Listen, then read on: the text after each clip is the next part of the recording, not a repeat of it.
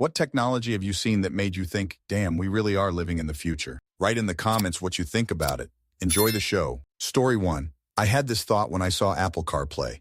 When I was a kid, people were buying GPS that you could mount on your car. Super fancy. Then they stereotyped selling cars with built-in GPS, even fancier. By the time I started driving, everyone just used their phones for directions. And now you can just hook up your phone and get a display of your directions, sometimes without using a cord. I'm sure this is how my parents felt about the mounted GPS. Story 2. My moment was when I realized that both the LED strip controllers in my kitchen and my fridge both have an API for some reason. If one were so inclined, I could have the lights in my kitchen, normally dim and some random color during party mode, transition to a slightly less dim white when the fridge is opened, and resume whatever color 2 minutes after the fridge is closed, if one were so inclined. Story 3. One thing I haven't really seen is video games. From a technological level, The Last of Us 2 was one of the last games I was really blown away graphically. There is a moment near the beginning where two characters kiss. You could clearly see their lips deform from the pressure of the kiss, and I paused just to yell to my GF about it. Then a bit later, you fight in an office building that has different types of flooring, and seeing the blood behave differently on hard floors versus carpet was the second one. Third time I was blown away was when you walk through waist-deep water and then pull a note out of your backpack to find the note wet. There are a lot of things I love about that game, but from a technological standpoint, those small graphics details are incredible to me. Another one would be God of War 2018. But this is less a graphical thing. It's just impressive that games have gotten to this point.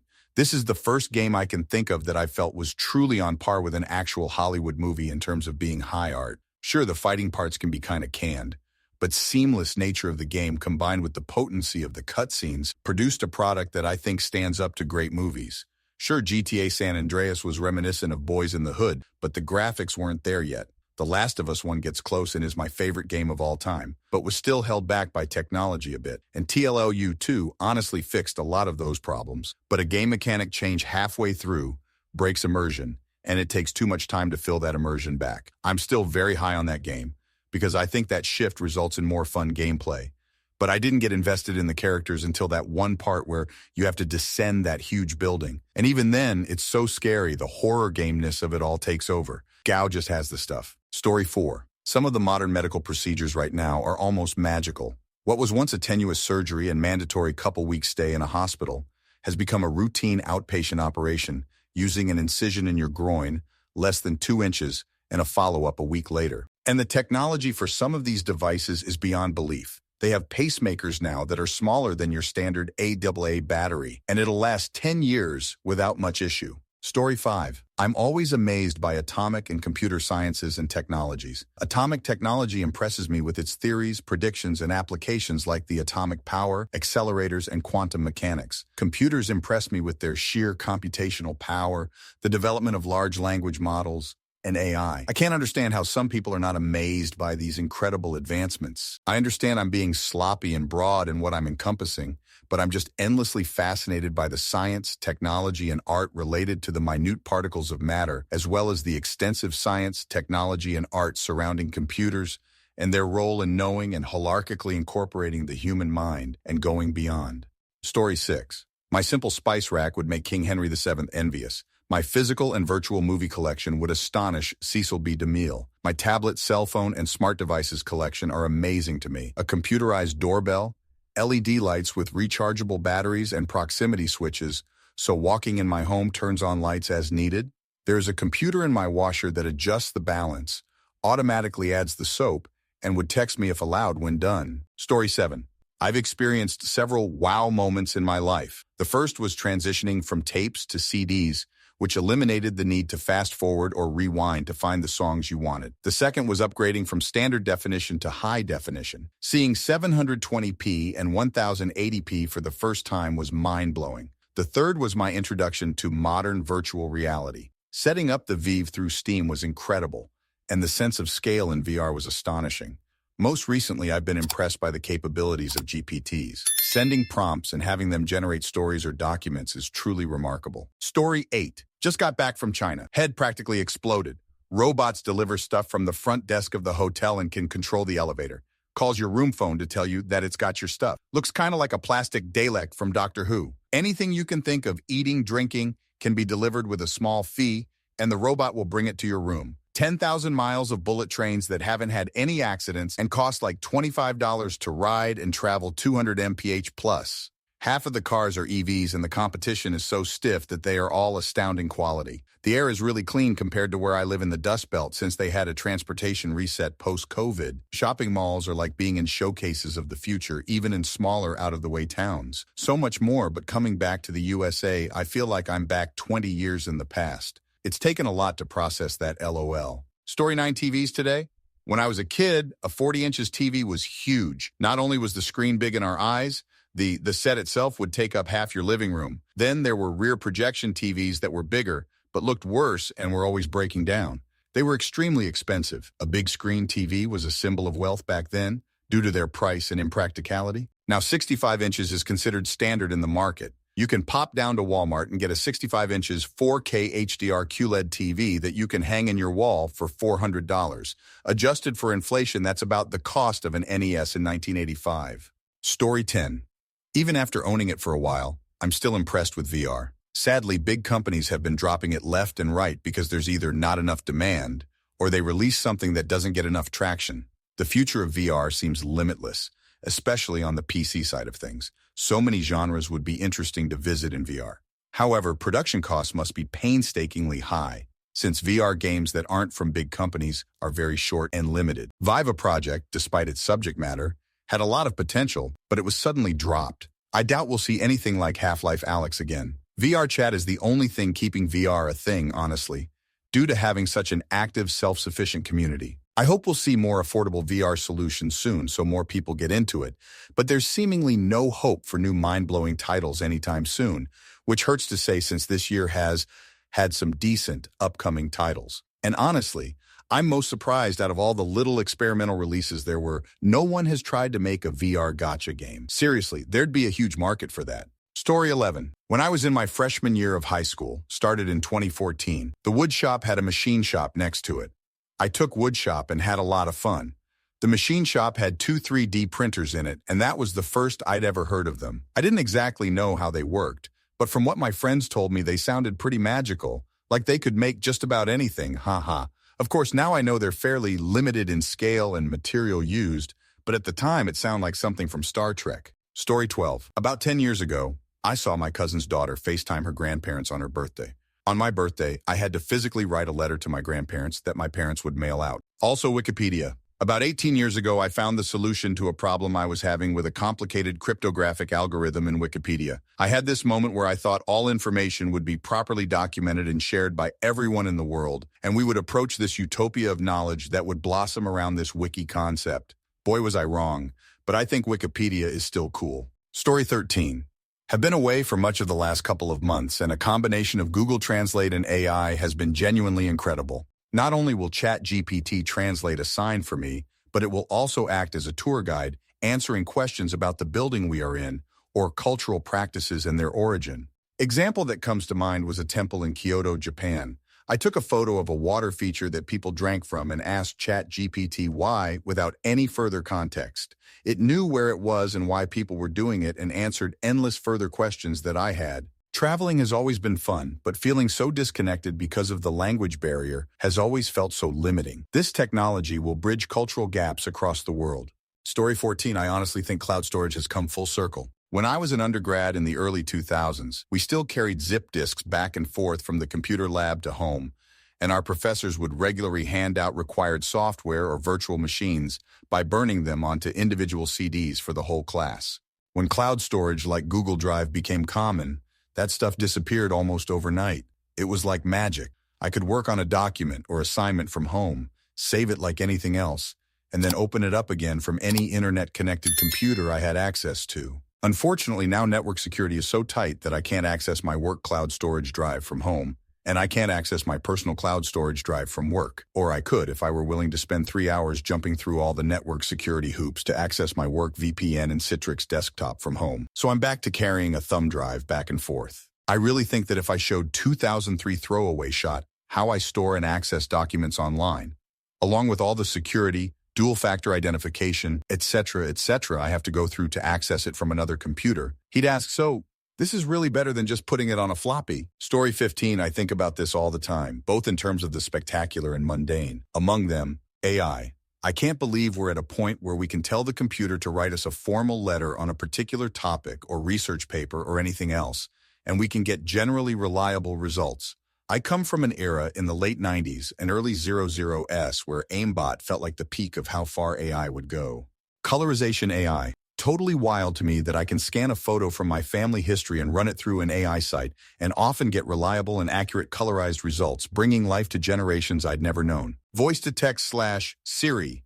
I'm not sure even 18-year-old me, in 2002, ever figured it'd be possible to speak instructions to my phone and have it understand. Instant translations / interpretations. I didn't realize until I was overseas this summer that there was an app out there that allows you to point your phone at foreign text and have it translate to the language of your choice right in front of your eyes. Virtual reality. I remember trying a Nintendo Virtual Boy in a Target or Target-adjacent store back in the late 90s and coming away thinking, well, I guess virtual reality isn't possible after all. Then my brother came home for Thanksgiving with an Oculus Quest 2-3 years ago, and my mind was completely blown. Even just being able to Google Earth yourself into a 360 environment of nearly any place in the world is insane when you really think about it. Story 16, CGMs and insulin pumps. I was diagnosed with type 1 when I was 4 back in the 90s. Up until recently, I had to check my blood sugar between 6 and 12 times a day because of the fragility of my condition. I've been on a CGM for about a year now, and the pinpricks and scar tissue in my fingers